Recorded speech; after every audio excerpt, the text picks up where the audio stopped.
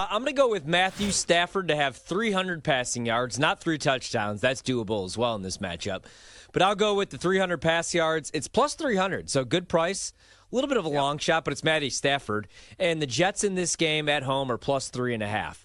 The Jets' offense has found some life. I think the Rams could be pushed in this game. I think the Rams might even be on upset alert. But among NFL teams, weeks 11 through 15, so the last 4 weeks of the season, their offense right now, the Rams, since they've gotten healthier on the offensive line and getting that Puka Nacua guy, that was pretty big too. But they're 10th in average plays per drive, 6.5. 7th in explosive pass play rate, 17.5%. And you look at Matthew Stafford, man, the last 4 weeks, he's been much better, right? Number 4 in passing grade. Right now, big-time throw rate, he's tied for 3rd. Turnover-worthy play rate, that's dipped. Number 9 right now. Completion rate, he's number 15, 66%. 8.3 yards per pass attempt is 6th. So in a game where he's going to be pushed, I kind of like the 300 passing yards, especially against this Jets pass defense. Ever since they canned Robert Saleh, they're 14th in explosive pass plays allowed, 17th in open target rate, 20th in forced incompletion rate. The secondary just hasn't lived up to the hype. Now, they've been a little bit better, I know, the last couple weeks, but I think this game has some shootout potential the way that Aaron Rodgers is playing. So Matthew Stafford, 300 passing yards, 3-1, plus 300 right now at BetMGM. Hey, maybe Cooper Kupp will actually catch a ball this week. That'd be nice. Yeah, we'll Just see. one. That'd be great. Yeah, stunk me in my fantasy playoffs. Thanks, Cooper Kupp. And I had it stacked with Matthew Stafford as well. Man, that last Thursday game, I can't get out of my nightmares right now. What better way to cleanse the palate than a little action on the modern-day Joe Cool, that being Joe Burrow. I say he throws for at least 3 touchdowns at plus 155. Yeah, roll their shoulders and get seduced by that juice. Why? You look at Joe Burrow. He has done this in 6 straight games. Thank you, bartender. That's a very healthy pour, Mimigo. Here's a generous tip for that. And then look, Burrow is just going to stay white hot. I understand there has not been a 3-touchdown passer against Cleveland all year long, but they're only number 20 in pass EPAD. They are checked out. DTR is going to get the start, this week, and he's largely rubbish. You look at Burrow, 7.5 pass errors per attempt on the season. A guy who went for 181, that was it, passing yards, but a pair of passing touchdowns in that first matchup in Week 7. He's number 1 in red zone pass attempts on the season, number 13 in red zone completion percentage. Again, Cleveland has not yet given up a 3-touchdown passer, but there's a first for everything, and it could happen this week. Give me Joe Burrow plus 155 to spend 3 spirals for 6 and extend that streak of doing exactly that to 7 straight games. All right, let's move on now to Century Sensations. 100 or more rushing or receiving yards, or a combination of 2, running back, wide receiver, or tight end. Those are your options. I need a couple of names, but fire off with your first. Who hits the century mark in yardage this week?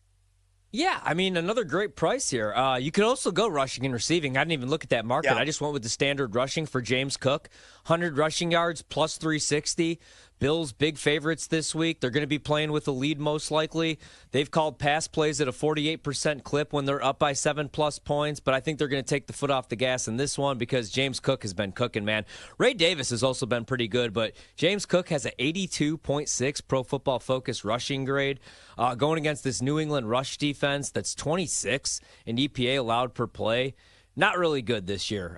Turns out that Bill Belichick guy is pretty important for the defensive side of the ball. And Cook's been great, man. He's got right now 828 rushing yards, 13 touchdowns, also 29 receptions, 232 yards through the air, another touchdown. And he hasn't fumbled one time all season long. Just came off a game where he ran 14 times for 105 yards, 2 touchdowns against the Lions. I like James Cook, 100 rushing yards, plus 360 this weekend.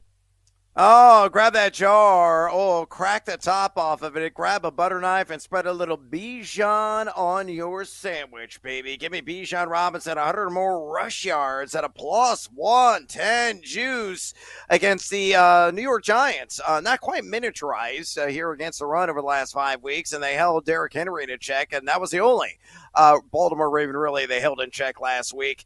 They are number 10 in rush EPAD, are the Giants over the last 5 weeks, but they give it up on the the season, 4.79 yards per carry, 114.5 rush yards per game, just to the running back position. Bijan has cracked the century mark in 5 games this year, went over 100 last week. I know he's only number 29 in yak per attempt at 2.98, but he is number 6 in total missed tackles forced with 53 on the season, and he is also numero uno in total yards created.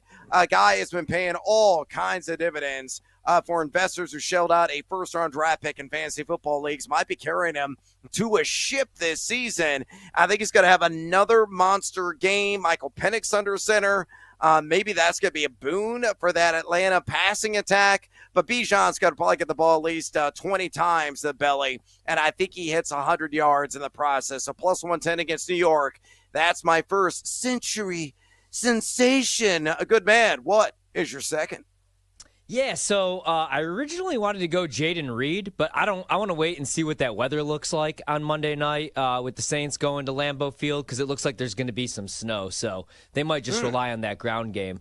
Ugly teams need loving too, right? So let's go to the Las Vegas Raiders. I don't have to worry about weather in this game. They're taking on the Jags.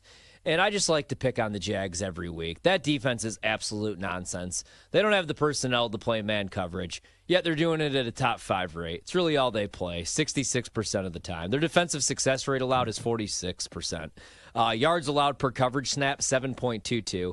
Jacoby Myers has a 25.5% target share against man defense.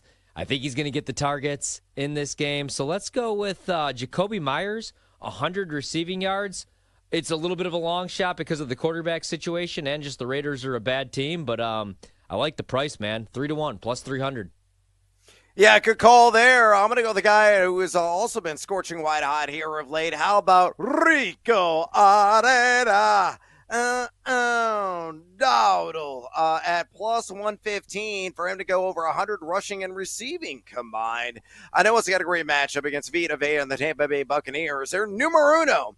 And rush EPAD over the last 5 weeks. Over the last 5, though, they're still giving up 4.40 yards per carry. Only allowed 84 flat total yards per game in RBs, however. But 5 running backs this season have hit the century mark in combined rushing and receiving yards against them. Dowdle has done this in 3 straight games.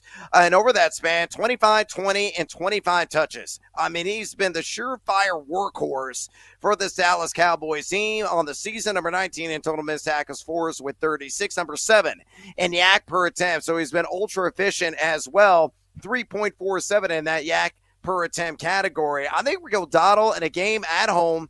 Dallas going to be highly competitive. I think he's going to chew up all kinds of yards, and he's script agnostic, right? He can do damage in the pass game if they fall from behind or if they have a lead or at least competitive in the game. He's going to chew up those hash marks on the ground. So Rico Dowdle, 100 or more rushing receiving yards at a plus 115 juice.